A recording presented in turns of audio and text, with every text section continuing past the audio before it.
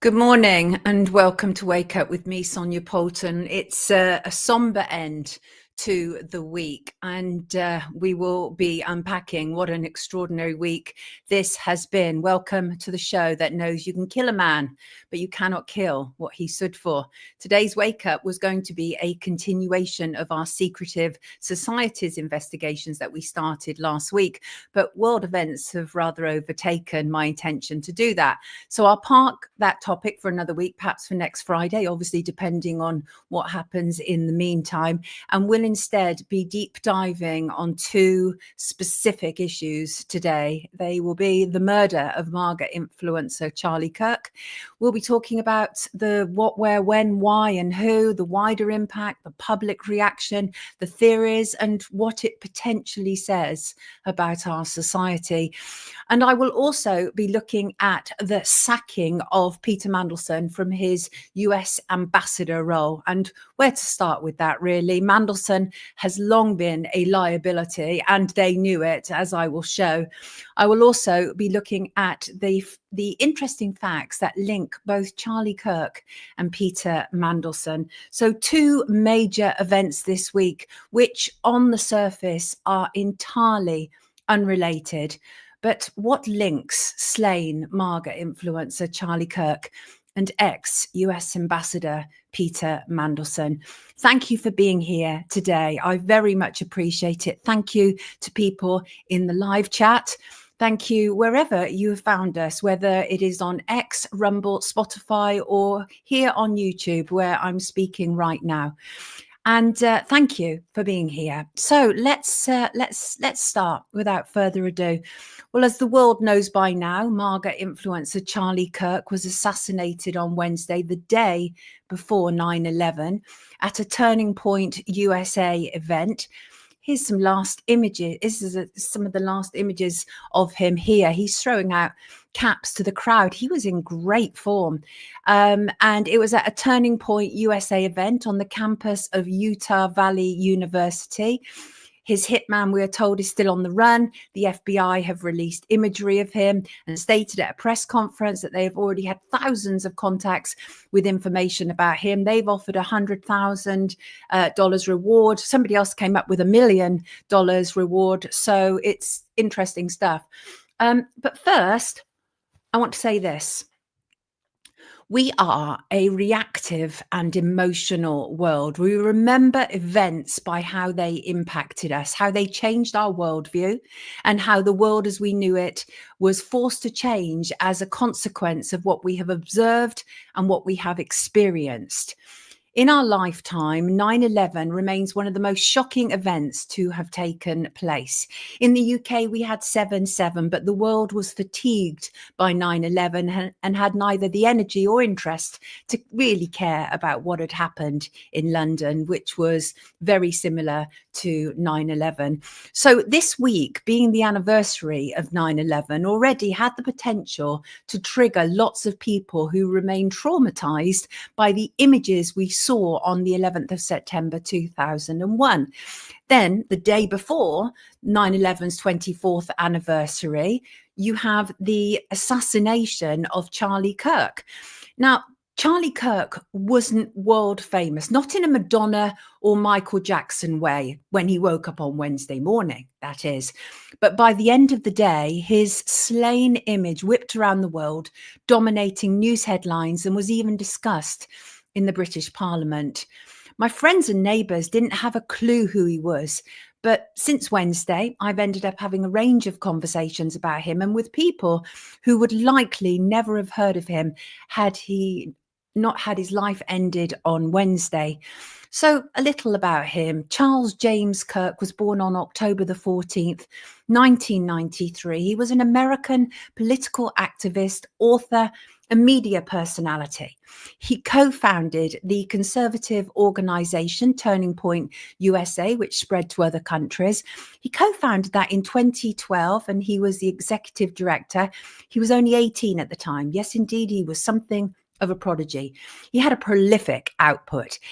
From October 2020 until his death, he hosted a daily 3-hour radio talk show called The Charlie Kirk Show. That's a huge volume of work and output that he was creating. He was popular and had a very strong audience, as was evidenced by the turnout on Wednesday. Do I have an image here? You can see, look at this. This is packed, and he even realized it. His popularity was growing. Then, of course, there was his involvement with Donald Trump. Huge involvement, which even people within Trump's administration acknowledge he played a significant role in Trump becoming president for the second time. Major MAGA influencer. And in March of this year, March 2025, President Trump appointed him to the United States Air Force Academy Board of Visitors. He was one of theirs. And he was renowned for getting out there and speaking with college students. And here he is on Wednesday, and debating the stuff that he could see was infecting and poisoning campuses in the US as it has in the UK. And he died in an atmosphere that he had made his own, and his style was copied all around the world. And on Wednesday, as I say, he looked in great spirits. He was wearing a T-shirt saying freedom. He tossed red MAGA hats out into the crowd. I mean, the response to him was incredible. I know there were people in that crowd who hated him as well, but the cheers were there for all to see. So he eventually, after all this, throwing out the hats, he took his place where he sat down under a canopy, and it said the American comeback and Prove Me Wrong, which is kind of like the name of his tour. It was all emblazoned across it.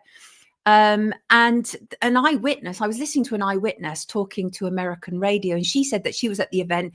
She wasn't a student. She said, I'm an oldie. I was in my 50s, but I went because I wanted to see him. She said it was a festival atmosphere. There was Queen blaring out of the speakers, lots of people. And he even acknowledged that, as I say, he started by saying, we're going to be here for a couple of hours. Bring the best lips that Utah has to offer. And within 20 minutes or so of him talking, a single gunshot was fired at him. He rocked backwards in his seat, and it was a scene of absolute terror, frankly. And he was only talking to the second debater when this happened. And his last words will be echoed forever and into eternity, no doubt, by people who see the great irony of what his last words were. And so the format of it was that people came up, they asked questions, and he debated them. And actually, that set him apart in many respects, because many people of his type are afraid to face the audience, whereas he wasn't. This was very much his thing. He was prepared to get out there and argue the toss with people. So the words were, he was asked, do you know how many transgender Americans have been mass shooters over the last 10 years? And Kirk responded, too many. And then the question followed up, do you know how many mass shooters there have been in America over the last 10 years? And Kirk asked, counting or not counting gang violence? And that was when it happened. Those were his last words before the bullet struck. Eyewitnesses described it as absolute pandemonium. There was little or no security there. It was an open area. They'd got in. There were no metal detectors. The people were told to run. It was absolute chaos, and students ran for cover. And it was weird. Several alleged suspects were caught up in it. More about that shortly. Then, as information started to come out, it appeared that the assassin was on a rooftop about 200 yards away, on top of the Losey Center building, which was directly facing where he was sitting. And it was an absolute scene of horror at the university, at the event. And it was for anybody watching it as well. And you could see the blood gushing from Kirk. And it was just, all of it was really weird. He was rushed to the regional hospital within minutes, and university officials locked down the campus, cancelled classes, and placed the entire area on alert.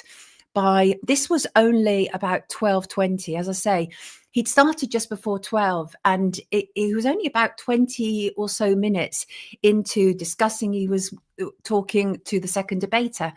So by 1:30 p.m. their time, doctors at the hospital, we were told, were still battling to save his life. Although I do question that, because what I saw, I'm not sure who could have survived that. And at around 2:40 p.m. their time, Charlie Kirk's spokesman confirmed that he had died. Soon afterwards, the confirmation came from other sources. He was just 31 years old and he had been pronounced dead in hospital. And it was late afternoon, just after 4:40 p.m., when President Donald Trump tweeted actually, rather on his own social media platform. In a post on his social platform, he said, that Charlie was dead. He called him a legendary voice. He wrote, "The great and even legendary Charlie Kirk is dead. No one understood or at the heart of the youth in the United States of America better than Charlie. He was loved and admired by all, especially me, and now he is no longer with us. Melania and my sympathies go out to his beautiful wife, Erica, and family. Charlie, we love you." And Trump later addressed the nation with, frankly, a divisive, political, distracting speech where he decided to use the event to attack his political opponents. And some people were extremely angry about that. Now, I saw the shooting on YouTube. I didn't expect to. It was accidental, actually, when I saw it. And I was not prepared for it at all. And at some point, when you see it, and you see it over and over again on social media, on X, on YouTube, or wherever, it something like this begins to desensitize us as humans. And it really scares me. I don't think that video should be available online. I think that we must still absolutely value life. We must not see it as a form of entertainment or clickbait, which is clearly what some people have done with that footage. And I find that frankly repugnant. And I also note what other people were saying. As one example, Caitlin Johnston, I think she's a journalist. She's certainly an activist to do with Gaza. She said people saying how gruesome they find the Charlie Kirk video are inadvertently confessing that they haven't been watching the footage coming out of Gaza for the last 2 years. I've seen worse stuff today and I haven't finished my morning coffee. And again, people seek to score political points off of it. But I do actually take her point. I did take her point on that. And I also thought there were some very interesting things. Let's start to bring in some videos, shall we? There were some very interesting things that were clearly going on around him. And some of the people were like, there's some, like, who are these odd characters? Right. And there was like his security behind him as one example. Let me just see if I can find a video of, I think this is it. How many mass shooters there have been in America over the last 10 years? Counting or not counting gang violence? Great. And that was when it happened. And some people are saying, what were these guys doing? I don't know whether one of those guys is a sign reader, but clearly there was something taking place there. Now, it's very easy for us to zone in on something in isolation and just go, oh, look, that must be A, B, C, or D. I'm not necessarily saying that. But what I'm saying is I found some of the actions behind him when it happened to be curious and worth further investigation. That was my position on it. And then, of course, there was this absolute weirdo in the crowd who appeared to be celebrating as well. I'm sure many of you have seen these videos, but many of you won't have. Here's this cheering man who, once it happened, and he was looking back at where the shooter apparently was. This is a really bizarre, weird reaction to the assassination of somebody. And I don't care who you are, what point on the political spectrum you are, but you're a psycho if you behave like that when somebody has just been assassinated in front of you. Very odd stuff indeed. That's odd. It's odd stuff.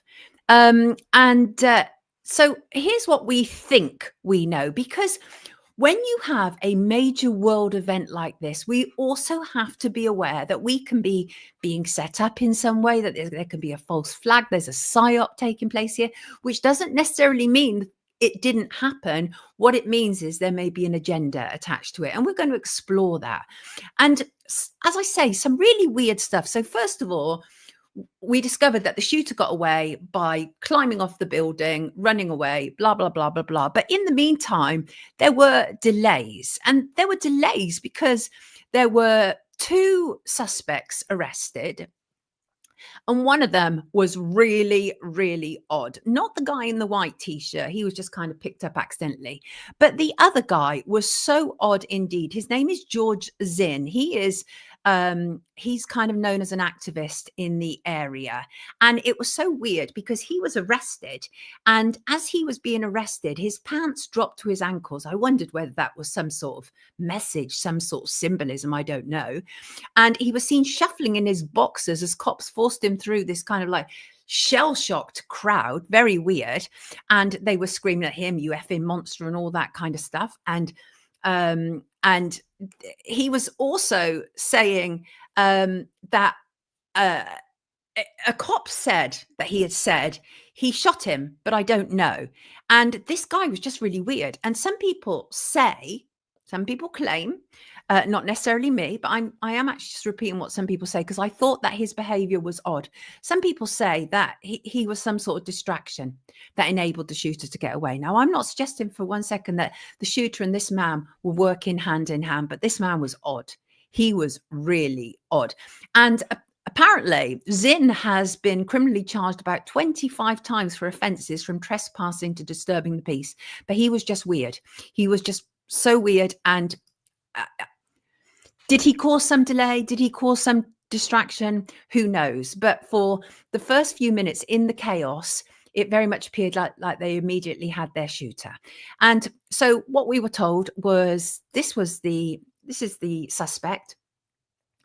And I'll be checking headlines throughout this broadcast, actually, to see if we have any updates on it. But this is the suspect.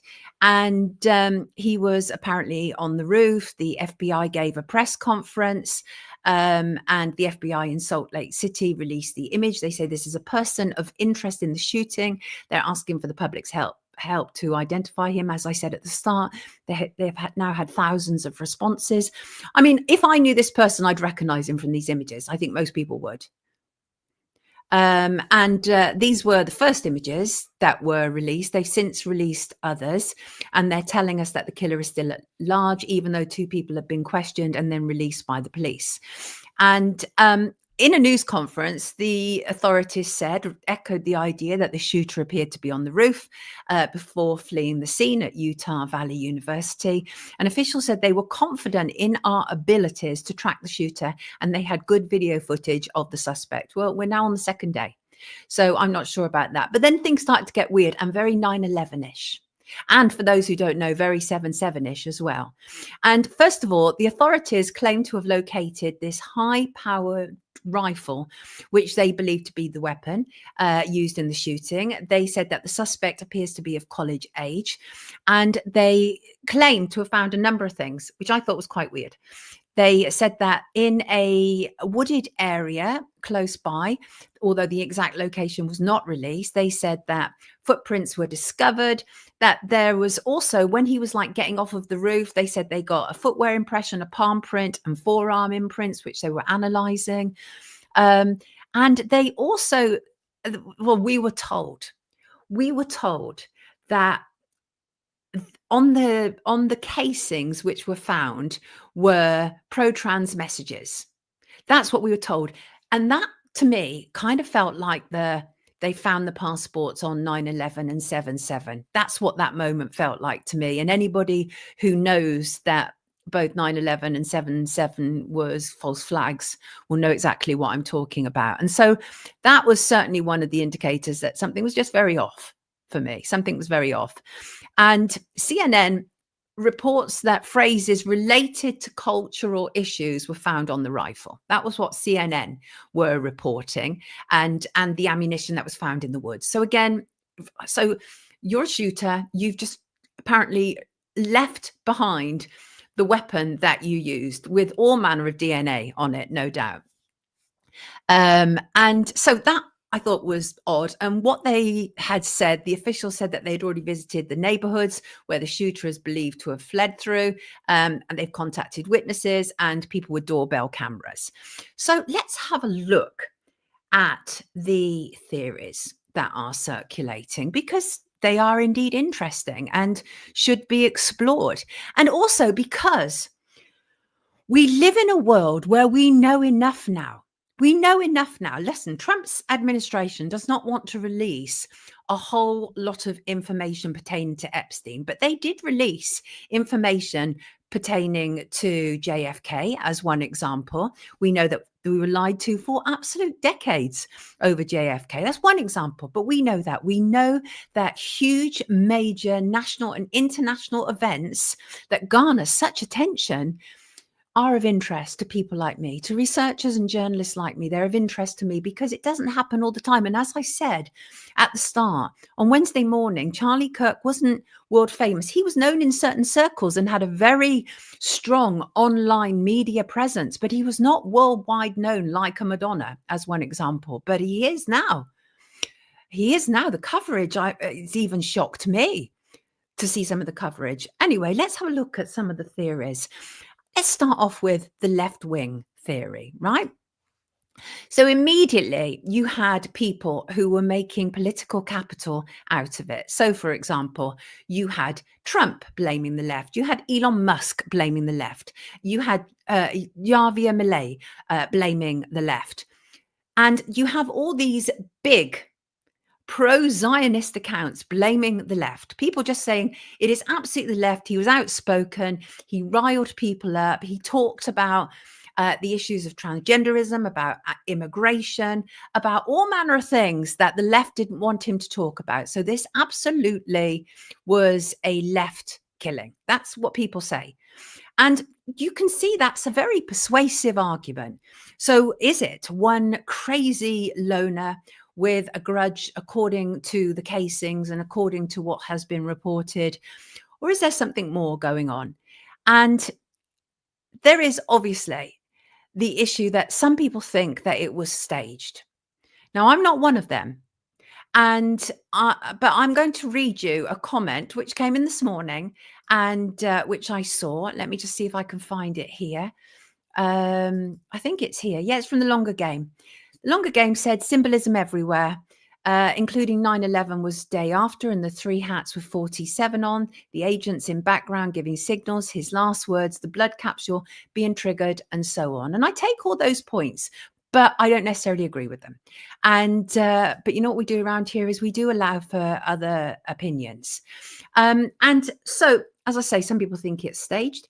The reason I'm troubled by that is because if it's not, there's a grieving widow and children also having to deal with the fact that people think it was fake and that he's still alive. So I am working on the basis that what we saw really happened. And if events prove that not to be the case, then I'm there and I will cover that as well, as you know I will.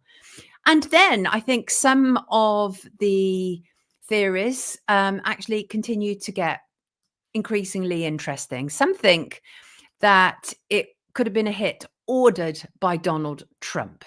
Now, again, that's interesting given how much Charlie Kirk meant to the Trump administration. And I'm not just talking about anonymous people online. No. I'm talking about like Hollywood superstars, as one example, Morgan Freeman. And let me see if I can bring up Morgan Freeman's quote. Let me just see if I can just find it. I was astonished, actually. I mean, I think we've reached a point now where kind of anything goes. Let me just see if I can just find that. Here it is.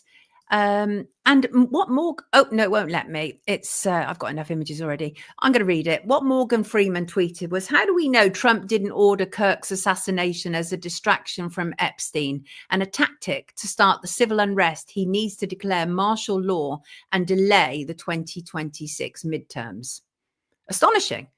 And we also had people like British Labour activist Sue Batansky, who was saying similar things. She's saying that, like she was calling like MAGA twats, they, allow for the possibility that Bill Gates is putting 5G, blah, blah, blah, into people, blah, blah, blah. She was like really dismissive of people because these people are. But she said, but they won't allow for the possibility that the billionaire dictator hijacking the White House might stage an assassination attempt or kill people for political gain. So this is not one person, this is not two people. This is something that a lot of people are considering. Now, there was also, people have also said Trump's response was really weird. But the thing is, Trump was close to Charlie Kirk, and grief affects people in different ways. So I don't always think it's an accurate barometer of how somebody immediately responds to a death, unless they're laughing. And then that I think that is an accurate barometer. But if they say weird things, Trump says weird stuff anyway at the best of times. So, and the thing is, I can hardly blame any of those theories so far, given the corrupt world we live in. And also, given the fact that there was also this Kindle book surfaced online yesterday, and I looked into that because I wanted to fact check it. I don't know if any of you saw it. I wonder if I've got it here. Yeah, now this was interesting. Okay, the shooting of Charlie Kirk, it was actually dated the 9th of September, 2025. Now, the process for Amazon is an interesting one. That could have actually been uploaded on the 10th, but depending on where it was uploaded from in the world, it may still have been the 9th, right?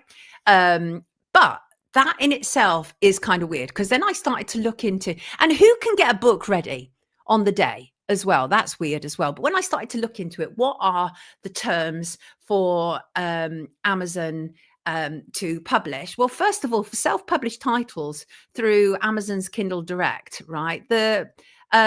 So the publish date is often the date the author finalizes and submits the book for sale, right? So that could have been the 9th of September. Well, that was a day before. That was a day before his assassination.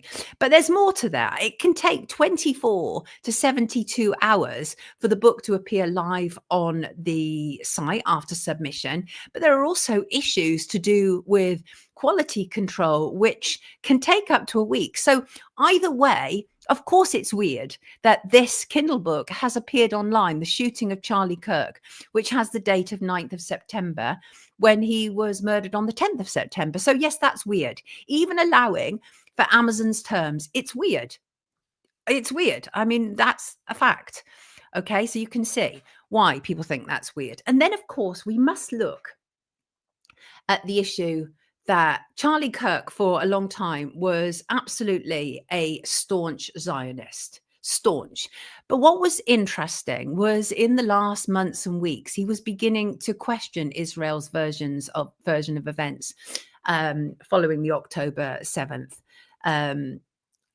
What's restarted this next era in the Middle East, and he was definitely starting to question what was going on. And there was more to that as well. Reportedly, he was also fearful that Israel would turn on him. And this was not just what people were kind of guessing or anything. He was also saying this himself a month before he made this comment, I think when he was talking to Megyn Kelly, where he has such difficulty, like they come after him if he dares to question that he has less liberty to question what's going on in Israel, which is kind of odd. And obviously, following his death, Zionists appear to love him. They mourned his death, but what does that really mean? And his last interview was with Israeli asset Ben Shapiro. And it's really sad to see. He's posted it on his channel, on his YouTube channel. And he was clearly being more critical. He was clearly taking a more critical look at Israel. He was asking Ben Shapiro about Israel genocide, about ethnic cleansing. And Shapiro did the job that he's been assigned to do, and that is he batted for Israel. I find Ben Shapiro a truly repugnant human, and I don't find him necessarily a truly repugnant human because he stands up for what he believes in, but because he masquerades as if he's some sort of journalist when in fact he's clearly incredibly biased, and we saw that with when he introduced Jordan Peterson to Israel's Benjamin Netanyahu, and the closeness of all of these men. And Charlie Kirk also made this comment to Ben Shapiro about how, you Jews own the media, and you can see that from the wonderful headlines you get. And he was kind of semi-sarcastic when he said it, but you can see that he meant it. And the reality is, few sane people would trust Ben Shapiro these days. Everyone knows, as I say, he's not a journalist. He's absolutely a spokesperson for Israel. And I was actually really quite freaked out to see today that Ben Shapiro has promised to pick up Charlie Kirk's blood-stained microphone and continue his mission to go to college campuses himself. Well, I'm not entirely sure that Ben Shapiro will necessarily get the same kind of responses that Charlie Kirk got, but the idea that he will pick up the blood-stained microphone, I found problematic. Didn't like that at all. So, but as I say, he started to turn in regards to Israel, and I think that in itself is curious. Let's have a listen to, I think, excuse me. Have a listen to this as one example where he's starting to be more questioning as opposed to just accepting the narrative. Let me just bear with me, my people. Let's have a listen to this. Jewish donors, they have a lot of explaining to do, a lot of decoupling to do, because Jewish donors have been the number one funding mechanism of radical, open border, neoliberal, quasi-Marxist policies, cultural institutions, and nonprofits. This is a beast created by secular Jews. And now it's coming for Jews, and they're like, what on earth happened? And it's not just the colleges. It's the nonprofits, it's the movies, it's Hollywood, it's all of it. It's like time for you guys to wake up and say no more, draw a line in the sand. I don't care if you hate me. So there you go. Charlie Kirk was starting to notice the things that he had previously been defending. And with his huge audience, that's a problem. That would be a problem for some people. 100% it would be. And Benjamin Netanyahu is supposed to be out there kind of like, fighting 7 countries at once or whatever it is he's supposed to be doing, still managed to find time when Charlie was admitted to hospital to pray for him and tag him in a tweet. And then actually, what was interesting was that Benjamin Netanyahu, even according to Elon Musk's Grok, was the very first person to tweet about the Charlie Kirk shooting. And as I say, the shooting occurred approximately 20 minutes or so into Charlie's speech. And the thing is, for many people, this places Netanyahu's tweet roughly 80 minutes after the shooting. And about how he already knew before anybody else, it would appear, that Charlie Kirk had died. And what was interesting was Benjamin Netanyahu then tweeted extensively about how he had been speaking with Charlie and he'd invited him to Israel. Charlie had been to Israel a number of times. But what was interesting about this was Benjamin Netanyahu didn't say if Charlie had rejected him or not. And it was certainly increasingly likely that Charlie was not so prepared to be won over by Benjamin Netanyahu. Now, this is Benjamin Netanyahu's big thing. He's gone after American influencers with a vengeance. He speaks to them personally to rein them in. It's very creepy that a leading statesman will do that, because it's just really odd. The idea is to win people round all the time. And actually, what Netanyahu tweeted was Charlie Kirk was murdered for speaking truth and defending freedom. A lion-hearted friend of Israel, he fought the lies and stood tall for Judeo-Christian civilization. I spoke to him only 2 weeks ago and invited him to Israel. Sadly, that visit will not take place. He did not say, he's playing semantics there. He did not say, yeah, he accepted and couldn't wait to come. No, he didn't, right? And Netanyahu goes on to say, we lost an incredible human being. His boundless pride in America and his valiant belief in free speech will leave a lasting impact. Rest in peace, Charlie Kirk. So people found the fact that Netanyahu was, if not the first, one of the first out the gate to know that Charlie Kirk had died. And I mean, what's interesting is Netanyahu was actually asked yesterday if he had any involvement. And I've got that video here. Let me play that. Here he is. To address one thing, it's just the absurdity of it. Some of the internet rumors that somehow Israel is behind the Charlie Kirk murder, and I don't believe it for 1 second. But I want you to make a statement. It's so absurd. That's insane. That's insane. Israel also changes the orbit of the moon. Israel pushes the sun. I mean, the whole thing it's not only insane. I think it's so absurd, so stupid, and so ridiculous. You can't believe that people are saying that. They just found the perpetrator. They'll get to the bottom of this. But they go, they have no limits. When you hate Jews, when you hate the Jewish state, you're willing to say anything. So I don't know if any of you caught what I think appeared to be very akin to duper delight. And again, I'm not stating that Netanyahu is involved, but I'm saying that the idea that it's absurd is absurd on its own. Israel has been behind so much, and we know it. And in the week of 9/11, hello, right? And what was interesting was in June this year, for one example, Kirk opposed the involvement of the United States in the Iran-Israel war. So he was starting to speak out more and more. And an InfoWars reporter, Harrison Smith, actually had tweeted previously, not following the death, but previously, I'm not going to name names, but I was told by someone close to Charlie Kirk that Charlie thinks Israel will kill him if he turns against them. That's interesting, right? But the reality is, and it is a reality, it's factual, it's evidence, is that Charlie Kirk started to notice after years of being in support of Zionism in Israel, that's what he started to do. And he noticed with an assortment of people, whether that was Megyn Kelly, where he was speaking out more. And one of the things that he discussed with Megyn Kelly, and that was on the 6th of August, so again, very recent, was that Israel supporters demand 100% support for Israel at all times. And he talked about how if you don't give that, they will attack your moral character. They'll try to dictate the coverage that you receive.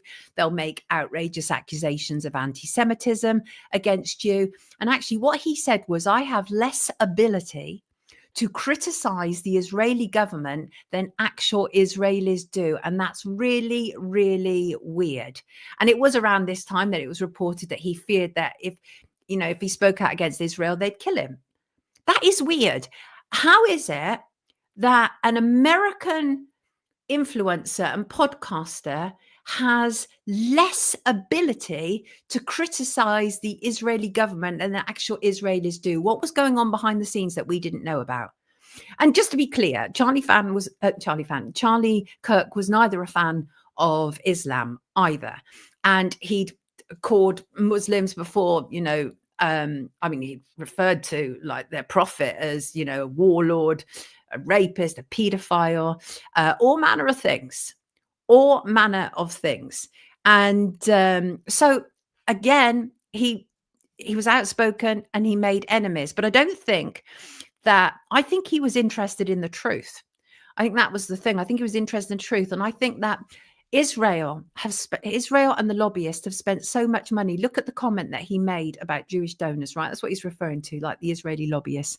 They've spent so much money in buying up American influencers that when one started to escape the net, that could have been problematic. That could have been very problematic for them indeed. And then, obviously, fulsome denial, absolutely not, absolutely ridiculous, according to Netanyahu. And then he kind of makes that, what does he say? Something like, Israelis, we can, I don't know what he's saying, move the sun or move the earth or whatever. And there was smirk on his face as he was talking about a dead man. So that was kind of weird. And obviously you had that kind of sycophantic TV host. I mean, the thing is, they have to be sycophantic, otherwise he wouldn't appear with them. None of these politicians will. That's why they are so sycophantic. And so there was that, of course. And then I think we have to be really, really careful that we are heading into a territory of if we're not already there, a problem, reaction, solution, right? And so some of the ugly responses that we've seen online, they are, there is like the promise of draconian measures that will be brought out to deal with them. And it is becoming increasingly evident that we are no longer allowed to express how we feel, which is fascism in its own right. But the US Undersecretary of State, Christopher Landau, says that appropriate action will be taken against foreigners who glorify violence. And he posted on social media, he said he was disgusted to see comments on social media praising, rationalizing, or making light of the killing of Charlie Kirk. And those who glorify violence and hatred are not welcome visitors to the country. He said he has directed consular officials to undertake appropriate action. He tells his followers to bring such comments by foreigners to my attention. Snitch, bring them to my attention so that the State Department can protect the American people. And I thought all of that's really, really odd, right? Some of the stuff that I've seen is absolutely, utterly repugnant. But I still wouldn't stop people from saying it, because Charlie Kirk stood for free speech. He had freedom on his T-shirt, right? And I stand for free speech. So as repugnant as I find it, I still would certainly not go after people in this way. So already we can see a problem, reaction, solution going on, right? And we should never rule out that a major event like this is televised worldwide, traumatizing millions of people with what we saw. And then with both Trump and Netanyahu commenting, we shouldn't rule out that this could be a false flag. We shouldn't.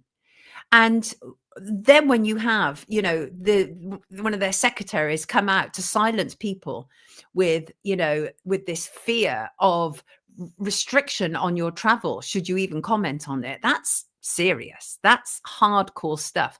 And of course, what it has done is it's generated mass fear. I mean, people have been traumatized. I was traumatized seeing it, absolutely traumatized. And I was unprepared, as I'm sure many people will be. And so you have people like Jeremy Clarkson, for one example, saying for the first time in my life, I'm genuinely frightened about being a newspaper columnist. But here's the thing, is that maybe like the rest of us who are outspoken public figures, the threat of attack is part of the terrain. It shouldn't be, but it is. That is a reality. We know that JFK spoke out against the cabal. Israel ended him. We now know that decades later. Okay. But we also know that there are individuals who are crazy. I've been on the receiving end of them. I think anybody who is a public figure and who is outspoken will be. Actually, don't need to even be outspoken. Even some of the most fluffiest of celebrities will be the target of crazy individuals. That happens. That is a reality. So it could be an individual. It could be several. It could be a deep state operation. It could be Israel. Any of those things are on the table as far as I'm concerned. And I think either way, many have been reminded what Charlie Kirk said about the importance of the right to bear arms, which is written in the American Constitution, in which when he was asked about gun deaths, as a consequence of Americans' love of guns, he said he thought it was worth it. I don't know if you've seen this. And I think it's worth playing again, because he was an intelligent guy. He, knew what he was saying, but hear what he had to say. I think it's worth to have a cost of, unfortunately, some gun deaths every single year, so that we can have the Second Amendment to protect our other God-given rights. That is a prudent deal. It is rational. Nobody talks like this. They live in a complete alternate universe. So he thought it was worth it to have some gun deaths per year in order for them to be able to remain having the right to bear arms. And, I think it's really interesting, the public assassination of public figures and the hero worshipping of them. We saw that, didn't we, with Louis Mangione, who allegedly killed the private healthcare boss. And as I said, with Charlie Kirk, people were on TikTok within mere moments to show their glee at the death. And they're horrible, horrible, horrible people. But I do believe that people are entitled to express how they feel about the passing of a person, even if we find it objectionable. And the thing is, whatever people think about Charlie Kirk, and when I saw this, they brought him back on Air Force 2. J.D. Vance said he was heartbroken that he and Charlie Kirk were very close. And this is them bringing Charlie Kirk's body back from Utah, I believe, to Washington. And whatever we think, and I saw his wife there by the side, absolutely heartbreaking stuff. And the thing is, whatever anybody thinks about Charlie Kirk, he was a husband and a father of 2 very young children. They only had their second child in May 2024. 2 small children, one born in 2022, one born in 2024. So I think that in itself really all of that really chills me. And I found loads of stuff that he said really objectionable. I hated his pro-Israel stance, and I really welcome seeing him being prepared to speak out and ask questions that weren't being asked. I want to go to the comments now, see what people have to say. And he was so young, Stephen. And Jan said 2 little children lost their dad. Hope, love and peace said it was truly evil. People celebrating moments after. What has this world come to? Well, the problem is, hope, love and peace, I think we've become so desensitized that when you can see somebody being killed on social media and you can watch it over and over and over again, it becomes nothing, right? It becomes absolutely nothing. And I do believe we are desensitized. What no one knows, because all we know for sure is we can't trust a word any government says. And that is a reality, Mike. That is a reality, right? All I can go on is what I've observed, what I'm researching, what I'm seeing. But ultimately, we don't know. We don't know. And we can't trust what we are told by governments, certainly not the American administration, certainly not the Israeli government, certainly not even the British government. We can't trust any of them. We cannot trust legacy media. We cannot. And Berry, you're absolutely right. I'm going to quote that. Really awful. Is absolutely right. There was the savage murder of the young Ukraine girl at the hands of an absolute beast on I think it was a bus or on a train in America. And we saw that video. And we also saw how she was murdered. And that's only just happened. That was like this week or the weekend. And then you saw the people on the public transport with her. And it was interesting. She was the only white woman. The others around her were black. And there is such a division in America between black and white, way more so than in the UK. In fact, somebody said to me the other day, America is very black and white, whereas England is about class-based. And that is actually the truth, largely. But that image, Berry, absolutely caused trauma, because what we also saw were the people in that carriage who not only didn't help her, but they took imagery and then they left. It was so awful. Like, it was almost like they didn't see her as a human. And Berry says, Ukraine girl, now Charlie Kirk, has caused trauma. And that in itself are things that we should consider when things are made headline news around the world. We should also be asking the question, why is that? Because as I say, the Charlie Kirk thing was awful, outrageous to watch, absolutely. But the coverage and the response from the American authorities is interesting. It's very interesting. So Nobby said, could you get Miri AF on? She doesn't even trust what we've seen. Well, I know Miri well. And of course, she doesn't trust what she's seen, because she never does. And this is no slight to Miri. I like Miri as it goes, and I very much enjoy her analysis. But I think that there is also, we have to be careful about that level of detachment, because if it's true, if it happened, that means there are all these victims, including his family, and we're left here believing that it wasn't true, that somehow what we all witnessed and saw was some sort of, I don't know, illusion or whatever. So I'm not going to go down that road yet. I'm not. But having said that, if people can come to me with like serious evidence or leads that I can follow, I will absolutely pursue that angle. I absolutely will. And as you see, I already acknowledge that some people say that it was staged. It didn't happen. The world is a stage, never been more so than today, said Phil. And I agree. And remember the boy who cried wolf. Sometimes it may well be true. Yes, Gary. That is absolutely spot on right. And we have to be careful about that, because there are too many people who are so detached. Charlie Kirk means nothing to them. They don't care about saying that he didn't die, that nothing happened to him. But I'm interested only in the truth. I'm not interested in anything that I can't follow. And at this moment in time, I was really reluctant to do this. I was really reluctant to do this because it's still very early and I'm still working off of a lot of information that is coming to us via channels that we don't trust. So I may well come back at this and say, you know what I said on that Friday, I want to revisit this. I may well, but all I can do is bring you to this point where I think this. No, it was a message to others speaking out.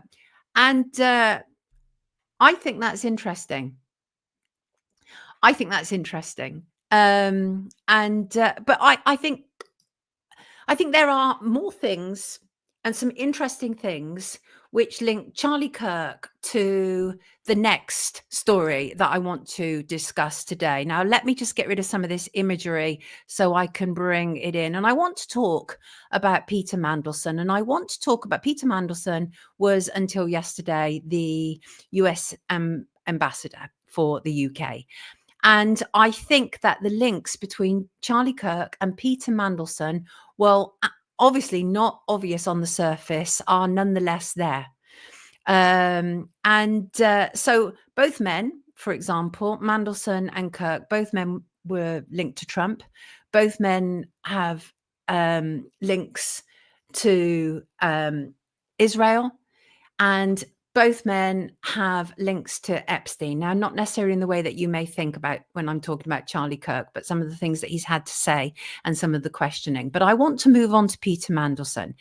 And I think that this week has been really interesting for many people, and certainly as an observer of what goes on in public life. So yesterday, as I say, I sat down to do the second part in our series. And then obviously as more information was coming in, I was like, I cannot ignore these two major stories. This is very much what Wake Up viewers would expect me to address these issues. And so obviously I am. And let me just remove some of this so that it just makes it easier. Just bear with me, you lovely people. But so for me, it's all wide open what could have happened regarding Charlie Kirk. I just bring to you some of the ideas that some people have suggested. And can I just say, first of all, thank you so much on the super chat, you wonderful people. I think it's called a super chat, I'm not sure. But thank you, Simon. Thank you, Danielle. Thank you, Gemma. And thank you, Swiss Miss. Thank you all for your generosity. I very much appreciate it. And right, let's start bringing in some Mandelson imagery, shall we? Peter Mandelson has always been a slippery character. None of this should be new to anybody, what has taken place. None of it. And it's astonishing that it's been allowed to get this far. So Peter Mandelson, or Lord Peter Mandelson, or the Prince of Darkness, and various other monikers that he's been given over time, very much considered the architect of New Labour. In fact, he betrayed Gordon Brown. Gordon Brown thought that he was going to be New Labour's leader, but Peter Mandelson got behind Tony Blair, and that was how Tony Blair got into power in 1997. And yesterday, Peter Mandelson was finally sacked by the ludicrous and ridiculous, well, not directly by Keir Starmer, but by his lackey, Yvette Cooper. And I thought it was interesting when I saw it was Yvette Cooper, right? Because these people, they go back a long way. Here they are. So Yvette Cooper is now Foreign Secretary, and she was given the job by Keir Starmer of withdrawing the job from Peter Mandelson. And obviously, one of the first questions is, given everything that we already knew, and that doesn't even go into what we've discovered this week, which I will obviously talk about, but given everything we already knew about Mandelson's relationship with Epstein, why was he given the job in the first place? I suspect exactly because of that. Because Starmer realized unquestionably that both Trump and Peter Mandelson had forged close relationships with a convicted paedophile. Starmer knew that. That was the thing that bonded them together. Now, of course, Trump will say, I hadn't been friends with him for 15 years, nothing to do with me. I was friends with him before any of this happened. But Peter Mandelson cannot say the same thing. Peter Mandelson cannot say the same thing, as we have discovered this week. So it's important to understand that Peter Mandelson has been a leading government handler for years. He hasn't been an active Labour MP for years, but he's been behind the scenes, all powerful. And he was given the job in December 2024. For some reason, Keir Starmer decided that Mandelson was the man who was tasked with building links to the incoming Trump administration. I've already told you why I believe that was. But here's the thing that they know or knew and still know about Peter Mandelson. And I speak as somebody who's met him and who has doorstepped him about Madeleine McCann, actually, more of which shortly. And I've shown that video before. So I'm not going to be showing it again today. But Number 10 believed that Peter Mandelson's ability as a networker and seasoned political operator was a valuable asset. And I would say he was a valuable asset, full stop. But ironically, it was his ability to kind of schmooze and his personal relationships that also were his downfall.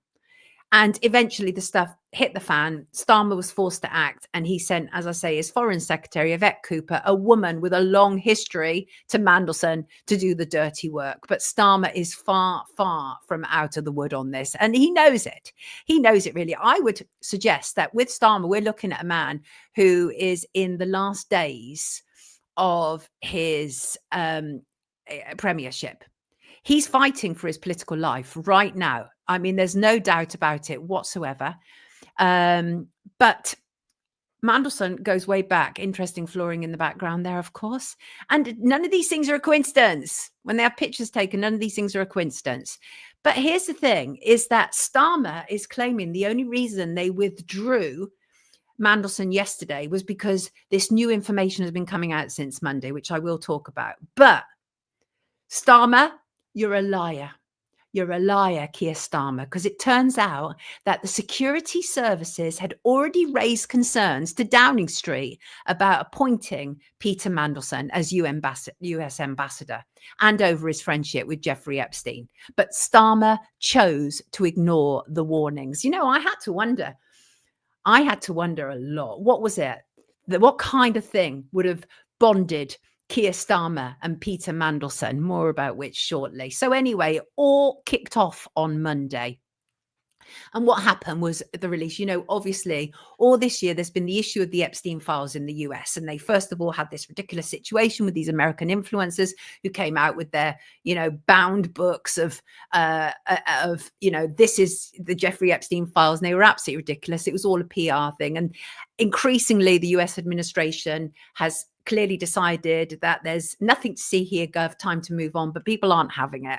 And I think there's been a series of events, including last week when new Epstein survivors came out. And I think what was interesting about that and the new Epstein survivors, they're not the usual gatekeepers. So immediately that tells me that the narrative is about to change, because I've been highly critical about the official gatekeepers of the Epstein story and not entirely trusting of them, because I felt that I've been told many times over, my research had told me much worse was going on at Epstein's ranch, in Miami, at his various homes on the island, nicknamed Pedo Island. I mean, why do you have a temple there?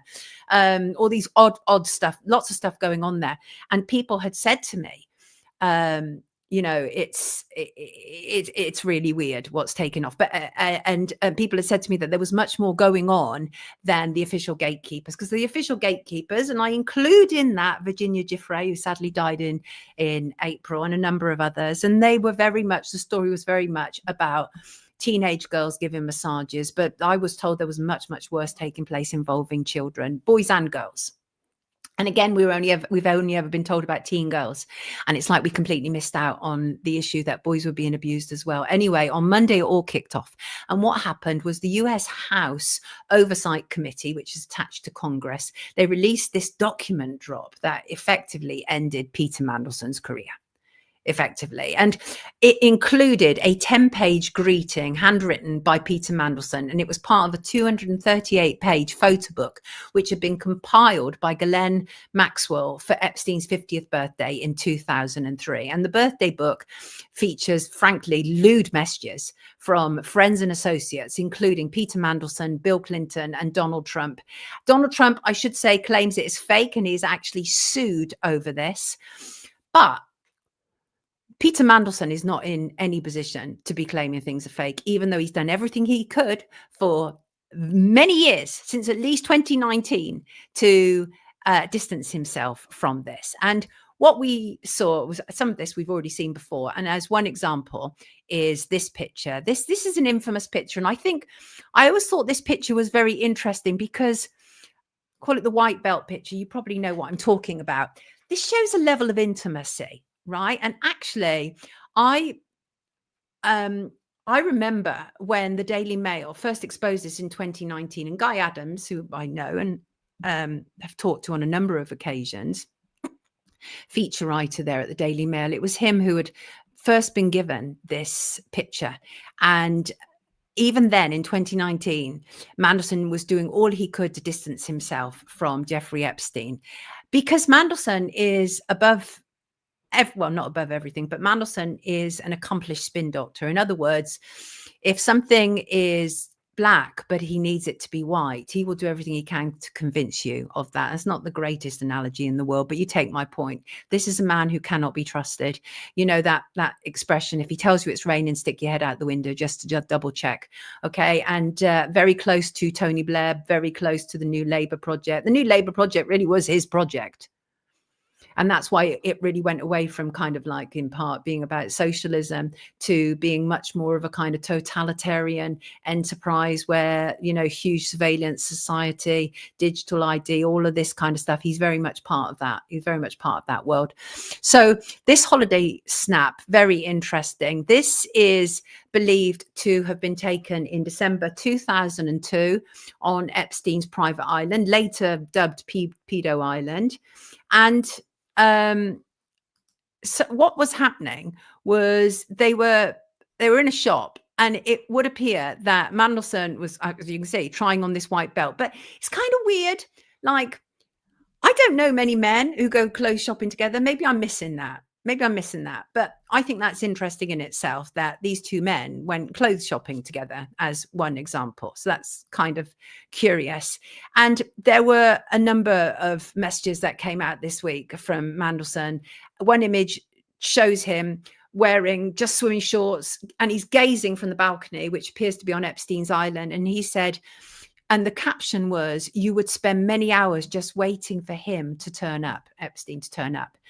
And there's another which shows Mandelson in a fluffy dressing gown. He's chatting to Epstein, and beneath it is this handwritten declaration of wherever he is in the world, he remains my best pal. Well, that doesn't sound like anything like what Mandelson has tried to convince the world of over the last 6 years. Not at all. And on the last page of that birthday book, he writes, "Happy birthday, Jeffrey. We love you. We love you," right? And the birthday greeting was actually penned 5 years before Epstein's conviction in 2008, right, for soliciting underage sex, right? So you can't necessarily blame him for that. But it also emerged that Mandelson stayed at Epstein's Manhattan mansion. When Epstein was in prison, and Mandelson was making business deals there, and also after Epstein was released from prison. So you know, but there's more, right? There's much more that I want to talk about on this. But I thought it was very interesting what took place in Parliament yesterday. And so what they did was, well, first of all, following this is Keir Starmer all over. Keir Starmer and, honestly, Peter Mandelson they're cut from the same cloth. So on Wednesday at Prime Minister Question Times in Parliament, Starmer gave his fulsome support. And despite some of the revelations from Monday, but there was more to come yet. But despite some of the revelations, Keir Starmer gave Lord Mandelson his full backing, insisting, "I have confidence in him. He is doing an important job." And then what happened was Peter Mandelson then spoke to the Sun newspaper's Harry Cole on his YouTube channel after the controversial birthday messages were revealed. This all happened this week. And he said, Mandelson said, I find them very embarrassing to see and to read. Let me just bring up an image of that. Yeah, he should be, because it honestly, it shows everybody what an insufferable arsewipe he is. Mandelson is absolutely disgusting and reprehensible in his behavior, and we've all seen it now for what it is. Actually, I can't find that image, but it's not important.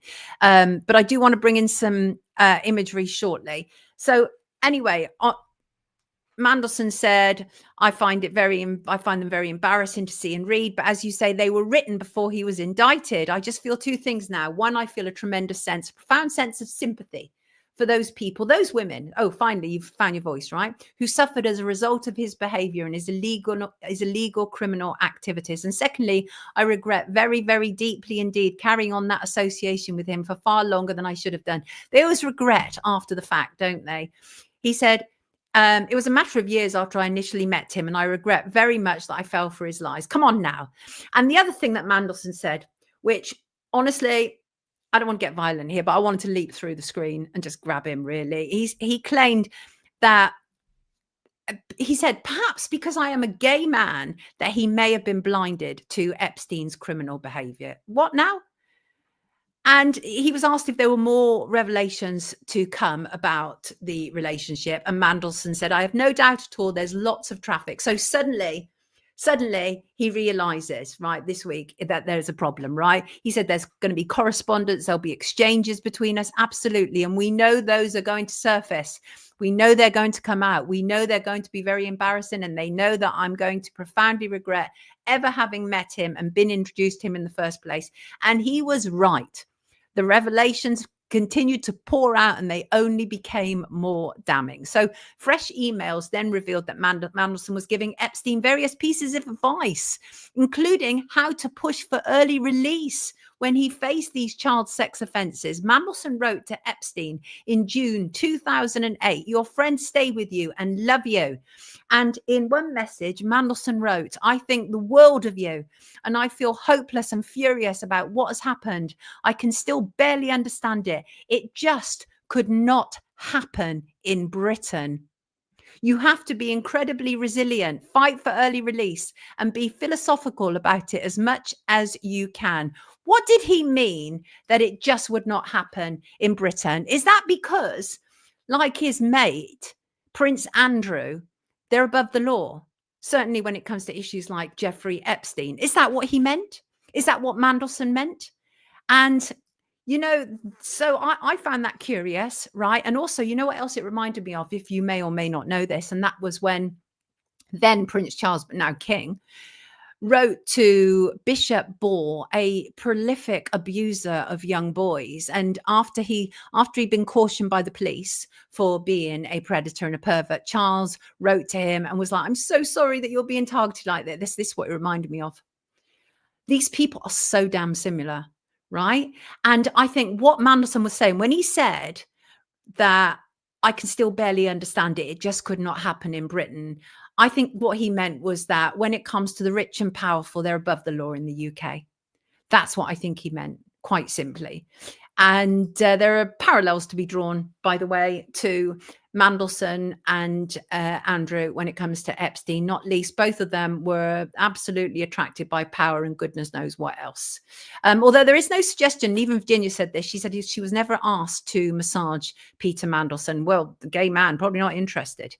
So what else was Peter Mandelson getting from his relationship with Jeffrey Epstein? Well, this Peter Mandelson has always been a social climber, no doubt about it. But for those who don't know, he's kind of considered political royalty in the UK because his grandfather was in Clem Attlee, which was the first Labour government, was in his cabinet. So Mandelson goes back a very long way, and his influence goes back a very long way. But let me continue with this message that he had sent to Epstein. It continued, everything can be, so bear in mind, he said that this wouldn't be allowed to happen in Britain, right? Because they know, right? And he said everything can be turned into an opportunity, and that you will come through it and be stronger for it. The whole thing has been years of torture, and now you have to show the world how big a person you are and how strong. That was some advice that Mandelson gave to Jeffrey Epstein, but there was more. He sent a separate email in which he quoted the brilliant book, The Art of War, Sun Tzu. And he said, reminder, you are fighting back, so you need strategy, strategy, strategy. Remember the art of war. And afterwards, when Mandelson realized it had all come on top this week, he said he relied on assurances of Epstein's innocence that turned out later to be horrendously false. Wait, let me get this straight then. So you're in the British government, because he was, in part when they were friends, you're in the British government, and this man has been convicted, but it's all horrendously false. How does that work exactly? How does it work? But even though Labour is almost entirely captured, there are some Labour MPs who are breaking rank. And I think it's very interesting that Ian Byrne, who had his own Labour whip removed from him in February, and he was suspended following a vote on the 2-child benefit cap. And he actually spoke out and he said, MPs get suspended by the party, like I did, for voting against putting children and disabled people into poverty, but calling the world's most infamous paedophile and child trafficker your best pal, amongst other comments, that's okay. It stinks to high heaven. It does indeed. And as I say, Mandelson has spent years trying to distance himself, like Prince Andrew did, and dismiss the relationship that he had with Jeffrey Epstein. He said he regretted it, but it was a 2-decade-long friendship between the pair. And it lasted even after Epstein was jailed for a child sex offense in 2008. It lasted even after that. Donald Trump did the same thing, by the way, also sought to distance himself from Epstein. The White House denied on Monday, when there was a release of these documents, that Trump drew or put his signature on the 50th birthday package to Epstein. The president called the birthday letter a dead issue. But nonetheless, lawmakers on both sides of that particular aisle, they're collecting signatures on a petition. They want to force a vote calling on the Justice Department to release more Epstein files. So we will see what takes place there. But back to Mandelson, he's always been a liability. It is far from the first time that Lord Peter Mandelson has lost his job. He's had a turbulent 40-year-long career in British politics. He has been forced to resign twice over various dodgy dealings, including financial. He's always been problematic, but he's been given special treatment. He is a puppet master in Labour. He is absolutely operating behind the scenes, and the unions know it. I saw one of the union leaders say, he gets in the way of everything. And as I say, he was born into Labour Party royalty. And in 1994, he played this incredibly pivotal role in getting Tony Blair elected as party leader and then prime minister. And obviously, in terms of like Jeffrey Epstein, since his death in 2019 in a New York City jail, he was awaiting more sex trafficking charges involving abuse of girls as young as 14. And Epstein has been a thorn in the side of the British and US establishment. Whoever thought that that they would extinguish him and he would go away quietly, we're in for a rude awakening, because he's almost, after his death, which no sane person believes was suicide. It's just ridiculous. It just doesn't even add up. And when the Justice Department in America recently released the footage, there were minutes missing from it. I mean, the whole thing is just ridiculous. And Epstein's former girlfriend, of course, Ghislaine Maxwell, she was convicted in connection with the sex trafficking investigations in 2021. She's serving 20 years after being found guilty on several charges, including the sex trafficking of a minor. It was Maxwell who compiled the birthday book, and she wrote in it, Jeffrey, the idea behind the book was simply to gather stories and old photographs to jog your memory about places and people and different events. And she talked about how, I know you will enjoy looking through the book. I hope you will derive as much pleasure looking through it as I did putting it together. Happy birthday, love, Ghislaine. And then the book's final pages are titled The Next 50 Years. The last note, which is signed by Maxwell, reads, to the next 50 years, know when you are winning. The next 50 years will be even more wonderful. Well, depends how you're looking at it, really. And as I say, if they really thought that they were going to silence what Epstein had been doing, who he was involved with, how many major people around the world. This is not just a US story. Epstein is far from a US story. It absolutely involves the UK and it absolutely involves Israel. That's just two for starters. And he's been, this thorn in the side ever since. So what happened yesterday was they had an emergency meeting in Parliament. It was an emergency question about Mandelson. It went on for just over half an hour. Labour Minister Stephen Doughty was sent into bat. And if I didn't find what he was doing to be such an egregious position, I would have felt sorry for him. Let's bring up some imagery from what took place yesterday. There were several outstanding speakers, to be fair. Here's Stephen Doughty, so you can get a look at who is prepared to run with narratives for the government. There he is. So he's Foreign Office Minister, and it was his job to come out and say that Starmer had acted to oust Mandelson in light of new info that had come out about Mandelson, which had supported his involvement to do with Epstein. They expect us to believe that, even though we know that the security services warned Starmer. That they want us to believe that the first time that Starmer knew anything about any of these things was this week. That's ridiculous. That's ridiculous. I mean, yes, Starmer absolutely knew that he'd had some involvement with Epstein, which is why I believe that he was chosen again. I say that again. But it stretches credibility to suggest for 1 second that they didn't know more about what was going to come out. It's just ridiculous. I don't believe it for a second. And apart from anything else, why wasn't Mandelson being more forthright? There would have been a due diligence process, according to them. Anyway, this was Stephen Doughty. He was sent out to bat. And honestly, the whole thing his appointment appears to be a rather rushed and shoddy affair to get him into place. You have to ask why. What made Lord Peter Mandelson such a worthy pick, given his known problematic history, much less the stuff that was still hidden from us? Anyway, a robust debate, a few good ones fighting back. And one of them was actually MP Kim Johnson, who was with us on Monday, on Monday's show, talking about joint enterprise. And she asked the question that I wanted asked, and she asked it, and that was what due diligence was undertaken prior to Mandelson's appointment, when everyone knew about his relationship with Epstein before the appointment. And Stephen Doughty kept coming back with the same answer to this, because he was asked this repeatedly, because he didn't answer it properly, and because he daren't. Right? He daren't, because he doesn't want to incriminate himself. And so he said, well, Starmer acted when this new information came out. That's what he kept saying. And David Davis, MP, was also, he's another one who's a good one, who's prepared to stand up and be counted. He's the one who's been speaking out about Nurse Lucy Letby. And he talked about Mandelson's previous resignations and his behavior when he was trade secretary.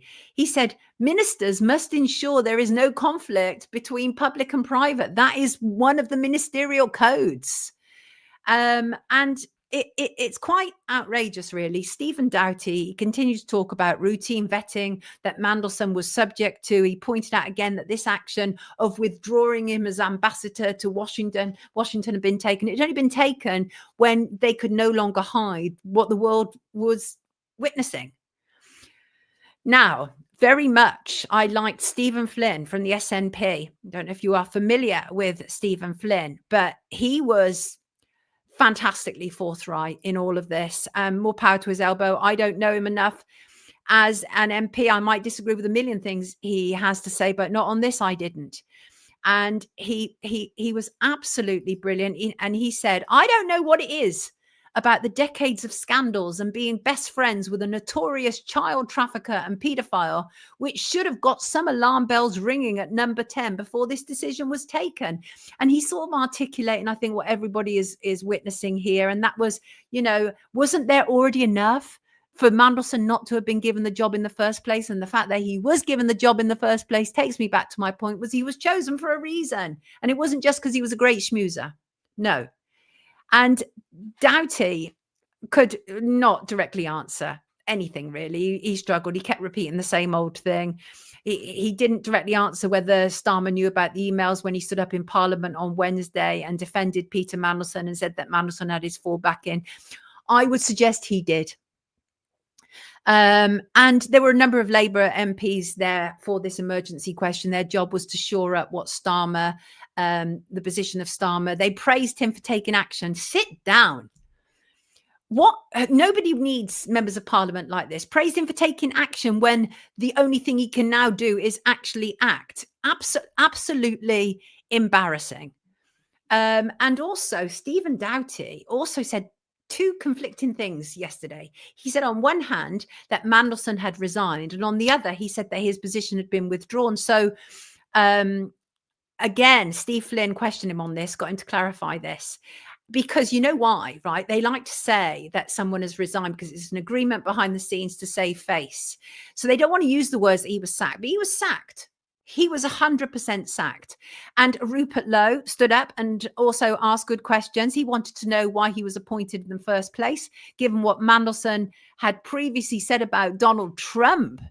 Mandelson had not liked Donald Trump. He'd said some really disparaging things about Trump. So I think Rupert Lowe's point was he wasn't the obvious person to be chosen as somebody to negotiate with Donald Trump. But again, what was it that bound them together? What was it that Starmer and whoever, all their handlers said, oh, this is the perfect appointment.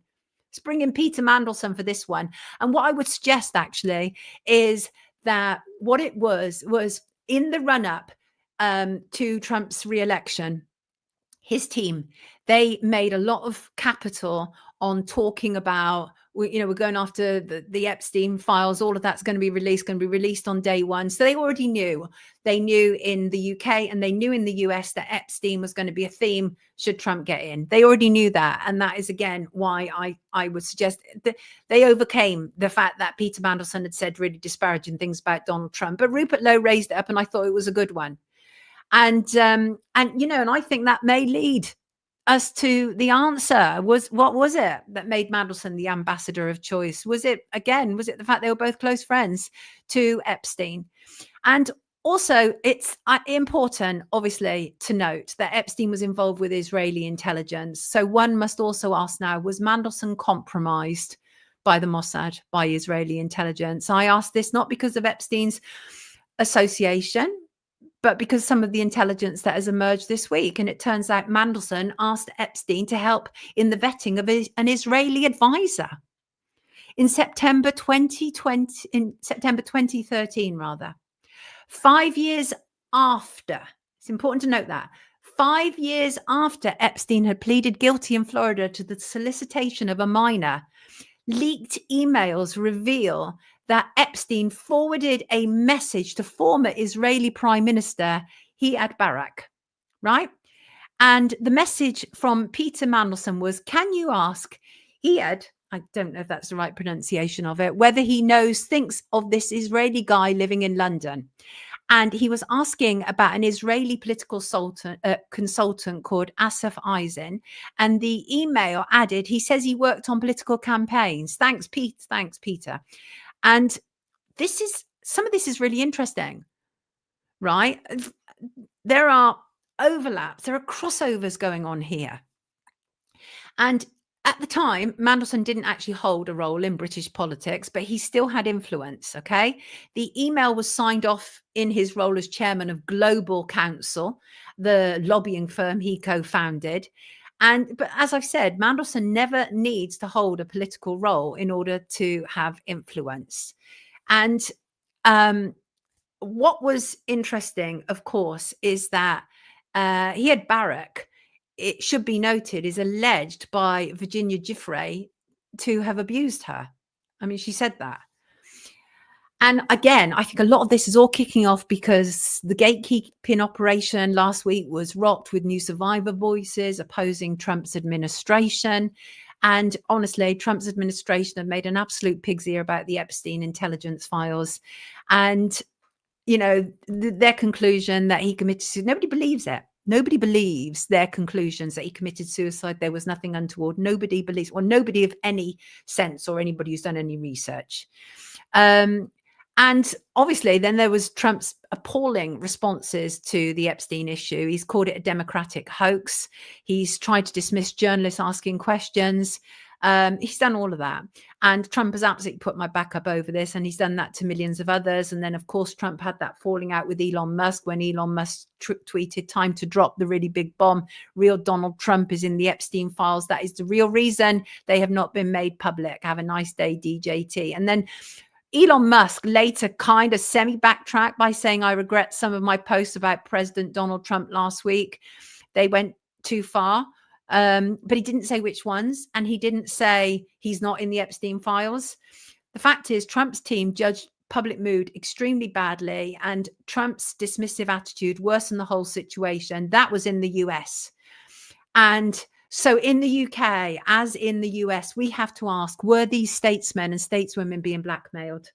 We know that Epstein installed concealed cameras in numerous places on his properties to allegedly record sexual activity with underage girls or prominent people for criminal purposes, such as blackmail. We've been told that. Ghislaine Maxwell told a friend that Epstein's private island was completely wired for video. And the friend believed that Maxwell and Epstein were videotaping everyone on the island as an insurance policy.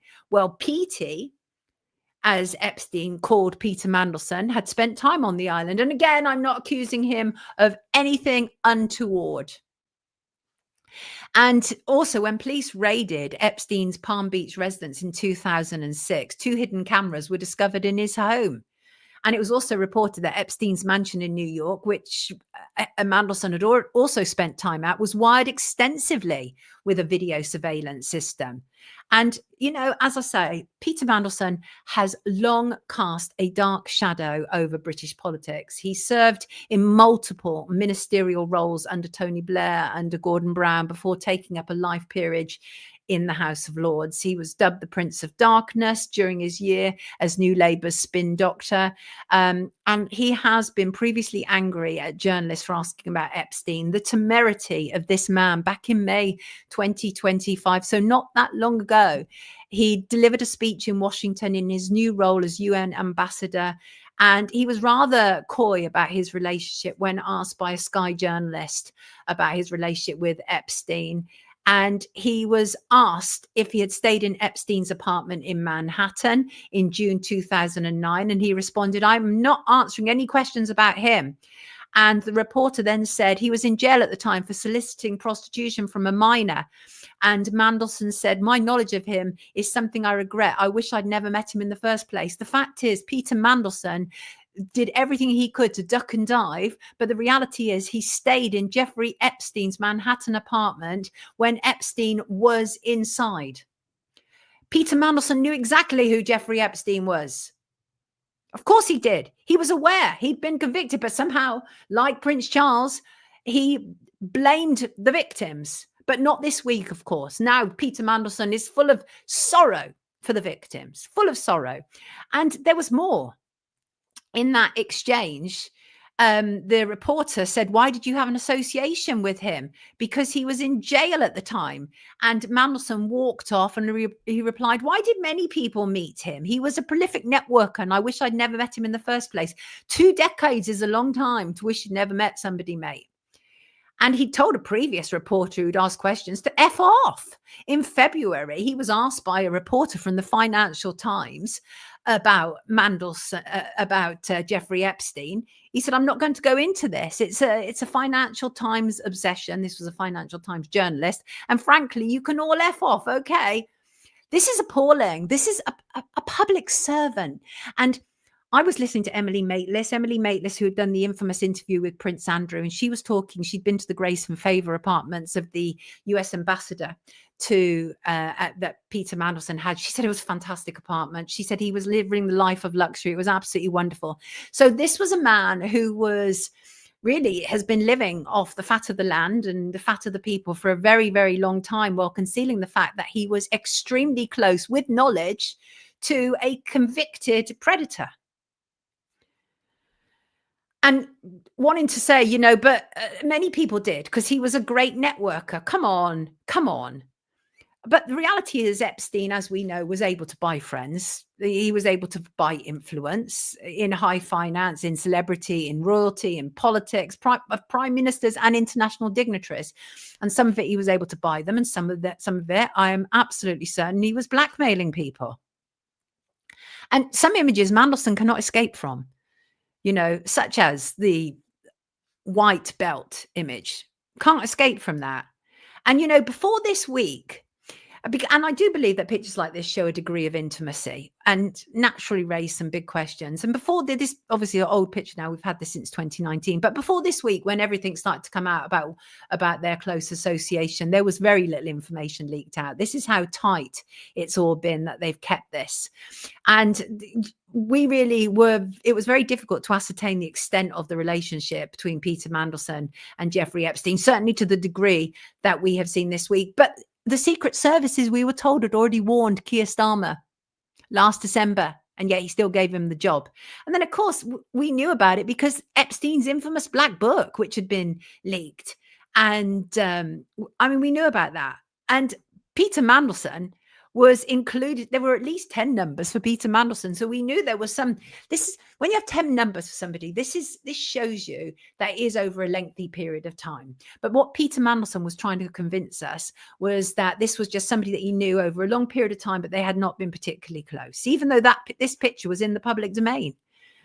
And also, it should be noted, the thing is, Keir Starmer might think that now he's got rid of him, that's the end of it all. You've got to be joking, mate.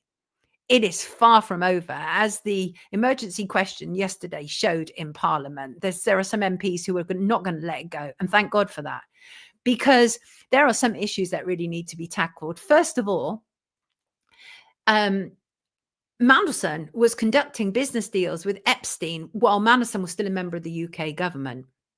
At one point, while serving as a business secretary in Gordon Brown's Labour government, Mandelson worked with Epstein to broker a £1 billion deal in which the taxpayer-owned RBS sold an energy trading arm named Sempra to American firm JP Morgan. And the huge conflict of interest was never disclosed. That is a massive conflict of interest. That is, again, Prince Andrew territory. When he was trade envoy, as Andrew Loney told us recently in his book entitled, and when he appeared on the show, when Prince Andrew was trade envoy, him being, greedy, and his wife being greedy, and his daughters being greedy, they did all they could to make money off the back of it. Mandelson and Prince Andrew are cut from the same cloth. All these people are. There's things that bind them, the ties that bind. And, the reality is that Mandelson's relationship was deep. It was extensive. He even went to Paris to see Jeffrey Epstein. He turned up at Epstein's flat in Paris, where he was photographed singing Happy Birthday as Epstein blew out candles on a birthday cake. That was 2011. So, problematic. And in 2009, when Epstein was on a day release from prison, Mandelson phoned Epstein to ask for help in securing that deal that I just talked about.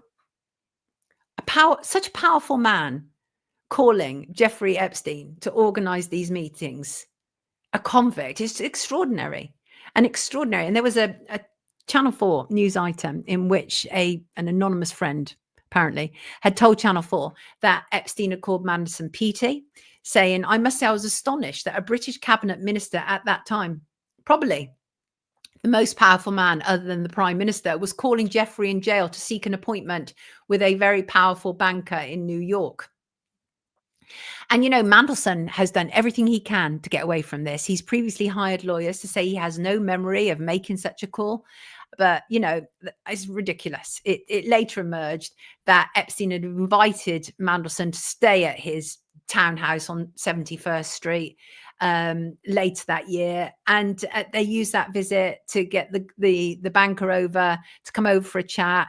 Mandelson has sent a message to the banker saying, Peter will be staying at 71st over weekend. Do you want to organise either you or you and Jamie? Up to you. And that was one email from which was sent to Jess Staley, his personal banker, about the meeting.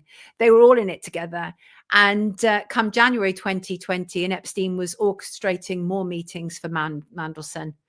And I mean, there's so much that's come out. There was an email from Epstein where it said, "I've set you and Peter. I've set up you and Peter to meet in Davos with Darling," which was a second email he'd sent to his own banker, Jess Staley. Davos obviously refers to the World Economic Forum, and Darling was then UK Chancellor Alistair Darling. So there are questions to be asked about these Labour grandees, big questions. And also, even, just as deep, Mandelson was involved. It was one of the founding citizens of a charity involving Ghislaine Maxwell and Jeffrey Epstein, the Terra Mar.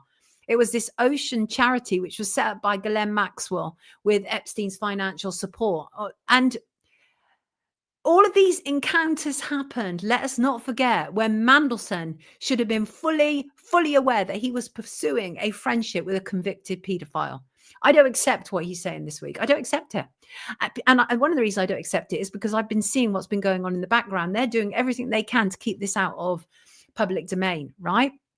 And so details were of Mandelson's communications and involvement with Epstein were kept from public records. And public records usually capture every meeting a minister of the Crown undertakes during their official duties. So why are there not notes to do with Mandelson and Epstein? Where are they? And when the inevitable happened, the whole thing started to become public, critics questioned whether Mandelson's position at the time remained tenable. And it's madness what is taking place. And also, don't forget, we're supposed to be having a Donald Trump state visit next week, which, even though Mandelson's role of US ambassador has been withdrawn, they were still saying yesterday that he'll be involved in that. And so I think this is really interesting. And one of the ways that here's what's disturbing. And I want to talk more about this, how they've kept details from the public record and how they knew 6 months in advance, right? But first of all, I just want to bring back to, what did Starmer know and when? He's refused to address, his spokesperson refused to address this at the emergency meeting in Parliament. And Keir Starmer squirmed in Parliament on Wednesday over what he knew. Kemi Badenoch, the Tory leader, she kicked off question in the House by asking whether Keir Starmer had confidence in Lord Mandelson. He replied, let me start by saying the victims of Epstein. They always start by saying, the victims. They're only interested in the victims when the stuff hits the fan for them, right? And so, he's really in trouble, because it was evident to anybody watching it that he was clearly uncomfortable, that he ducked and dived from answering the questions. And then yesterday, they went through this kind of farce of this emergency question where his spokesperson could hardly tell anybody anything and had to keep repeating ad infinitum what had happened. It was withdrawn. His position was withdrawn. Also, Downing Street insisted that Peter Mandelson had gone through a robust vetting process before being appointed ambassador. And Starmer's official spokesman said, "We have been very clear that the victims of Jeffrey Epstein are at the forefront of our minds." Will you shut the F up? No, it's not. If it was, you would never have put this man in place.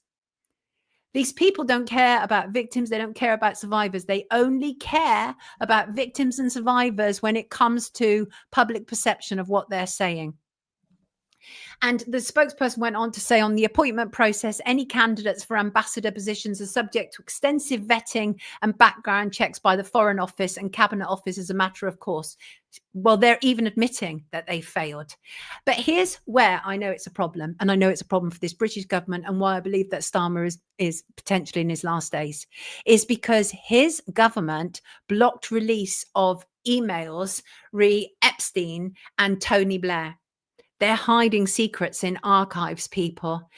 Keir Starmer's government blocked the release of a secret memo revealing that Peter Mandelson had urged Tony Blair to meet with Jeffrey Epstein. The advice was included in a note to Downing Street aides in 2002. It was passed on to Tony Blair. And the memo was scheduled for release this year, actually, by the National Archives, in compliance with rules which state government papers should be revealed after 20 years. And as I say, it was a secret memo. It was written in May 2002, a year after Peter Mandelson's second resignation from the cabinet. So Mandelson was still busy behind the scenes. They only moved them off the stage, but they're still behind the scenes. And Epstein was due to be in London, and Mandelson suggested that he and Tony Blair should meet. He's said to have argued that a meeting would be helpful, given Epstein's business interests and connections, and said it would be safe, apparently, for the Prime Minister. And it's unclear whether that meeting ever took place. They've probably hidden it somewhere in archives as well. And the number 10 spokesperson for the former Prime Minister, for Tony Blair, was asked, had the meeting take place, and the office has declined to comment. Well, a simple no would suffice, unless it's not no. And the memo that is in question, and which shows that there's a problem for Keir Starmer's government, it was sent 4 years before allegations of sex abuse became public. And as I say, it was due to be released alongside an official summary of Peter Mandelson's advice written for Tony Blair by the civil service and sent back the following week. But the release of that memo was blocked because officials believe that that document might embarrass Britain and harm relations with the US, given that Peter Mandelson had been given the role of US Ambassador. And in order for them to be able to block it, this is advance notice. They knew 6 months ago and they blocked it then, right? So as soon as they put that man into his role as US Ambassador, they then sought to block documents that the British people have every right to see. They've blocked them. And it's astonishing. It appears very much that officials and people working behind the scenes saw the priority that Mandelson should absolutely have the role as US Ambassador, regardless of his involvement with Epstein, regardless of what had taken place before. So I think we can clearly see they're all playing fast and loose, right? And just as an aside, by the way, and I'm not stating this as fact, and I'm not going to go into detail about it either, but it should be noted that Peter Mandelson appears on the RAINS list. And again, I met Dr. Joan Coleman, who compiled the RAINS list, and I am not making any allegations against Peter Mandelson other than to note that he appears on there. And he was called the Prince of Darkness. He still is. I mean, that is the reality. And they are saying that in terms of Trump's visit next week, Mandelson will still play a significant role. There's going to be a white tie state banquet, which will be held at St. George's Hall at Windsor Castle. And the information coming out is that his job is to smooth any diplomatic ripples to ensure that Charlie and Camilla can host the perfect event. I mean, if that is, I mean, where do you even go with these people, right? So all of them, they're all linked to Epstein.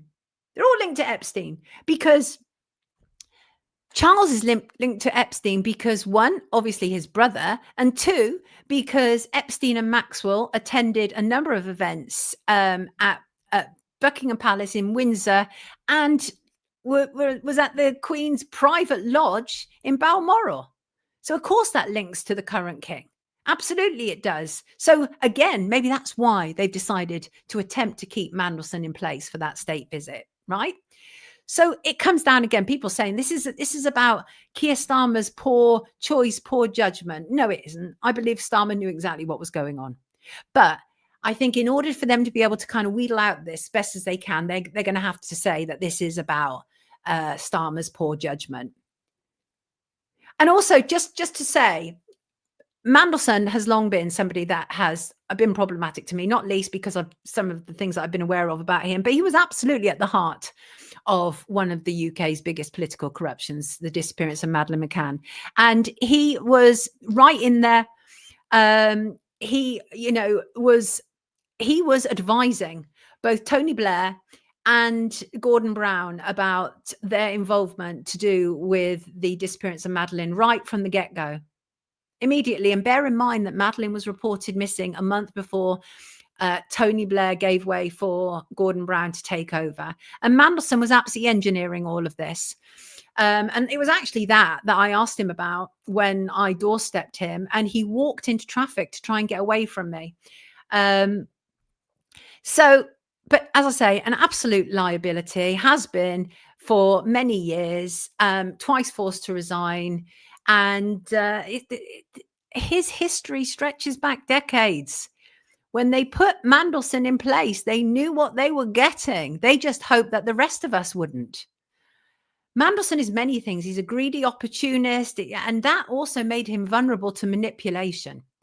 And some people say that his fatal flaw was not sex. It wasn't even money. It was just his love of power. And he certainly loved to gravitate towards very powerful people. But the reality is, Starmer's position is untenable. I believe this is something that he should resign over. The Secret Service warned him. He knew. And, given the recent things, I just have to say about this, and just bear in mind that comment that Mandelson had made about how he, didn't necessarily pick up on these things because of his, because of the fact that he's gay and all of that. And given the recent comments that have been made about men implicated in attacks on Starmer's home, you have to wonder, was it something other than politics that bonded together Peter Mandelson and Keir Starmer? Was it something else? So I just want to kind of round this up, really. I think this has been an extraordinary week. I don't think anybody could say otherwise. And I think that the contrast between who Charlie Kirk was and who Peter Mandelson is stark. And let me just find an image here. Whether you liked him or not, Charlie Kirk stood to be counted. His enemies called him hateful, said he was racist, transphobic, and every ist and obit going. Others said it was just simply common sense that he was speaking and that he was fighting against totalitarianism. And as I say, he appeared recently to have wanted to break away very much from that Israeli pressure that Netanyahu had personally put him under. Netanyahu admits to a phone call with him only recently. He would have put immense pressure on Charlie Kirk. And I think there's no doubt whatsoever that Charlie Kirk could very much have been assassinated in a deep state operation on behalf of Israel or otherwise. And, he also challenged the views of so-called progressive movements like transgenderism and Black Lives Matter and mass immigration. And he had the ear of a president and millions of people online, and his popularity was growing. He was effective. Whether you or I liked him is immaterial. Millions did, and millions listened to him. He was powerful. He was influential. And had he ticked someone off to the extent that they would snuff out his life?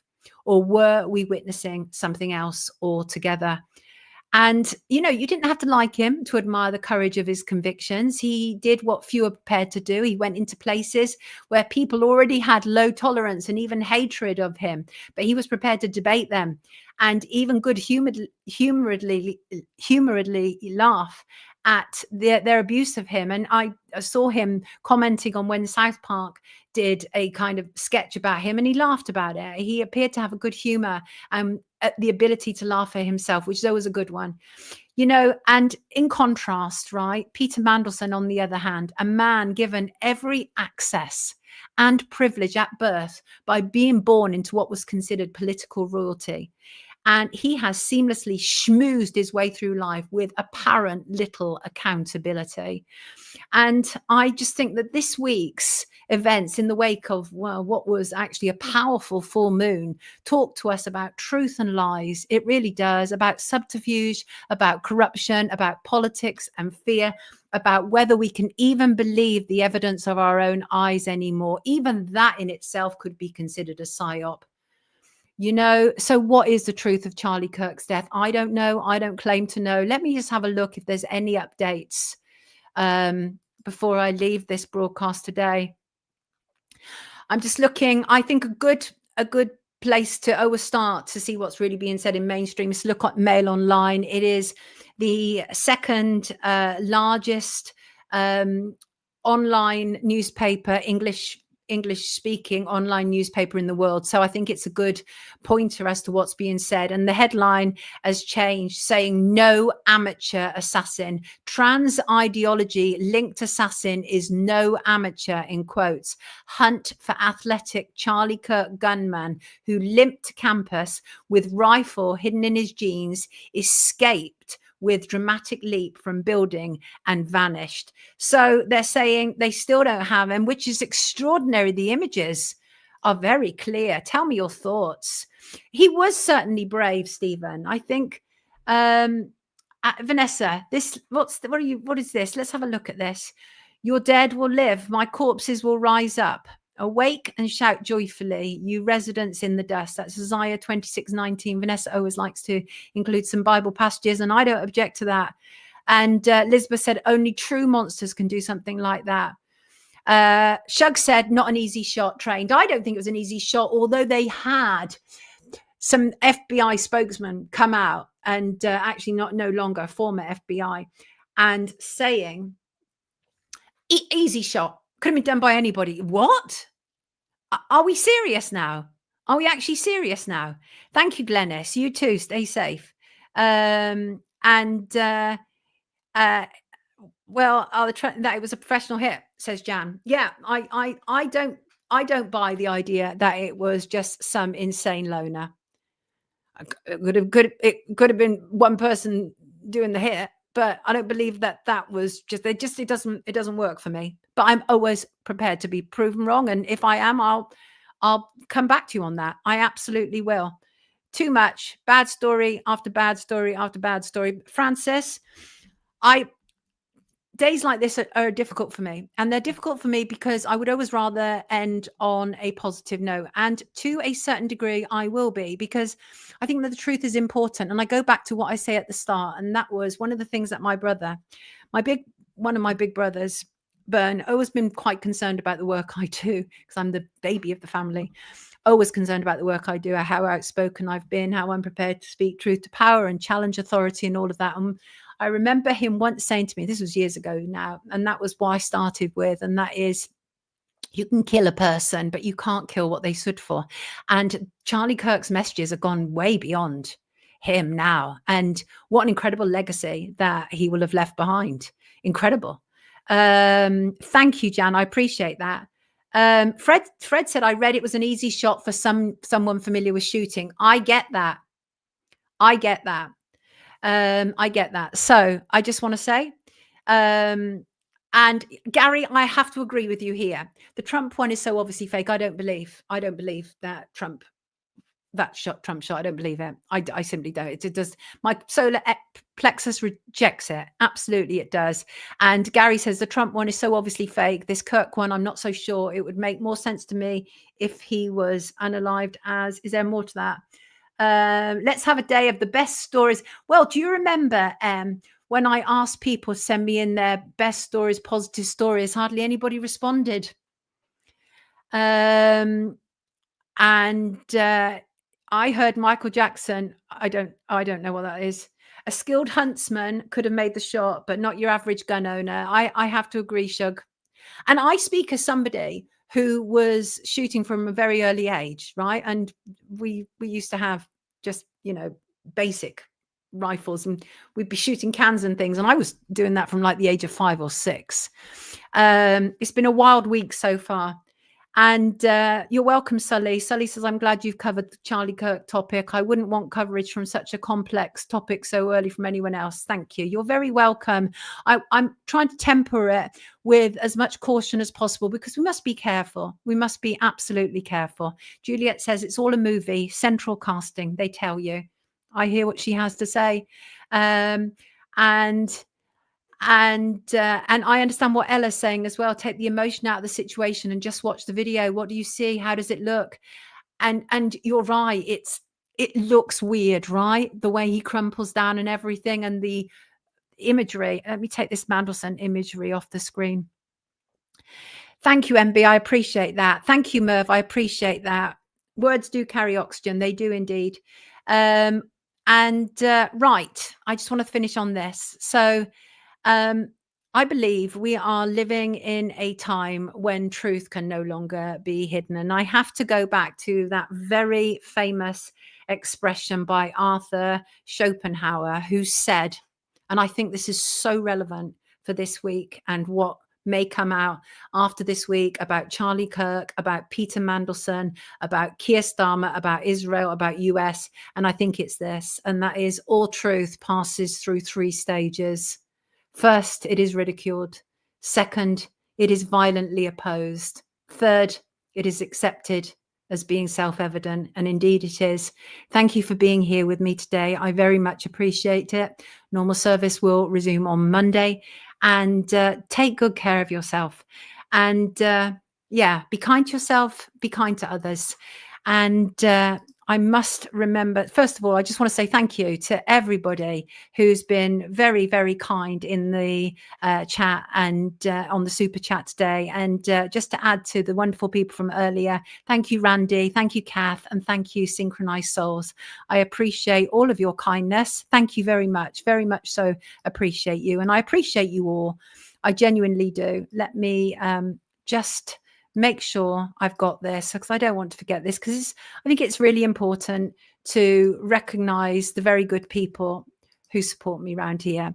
So these are my patrons, and thank you very much for being my patrons. And thank you everybody for your comments, for your likes, your shares, your subscribes, and all that good stuff.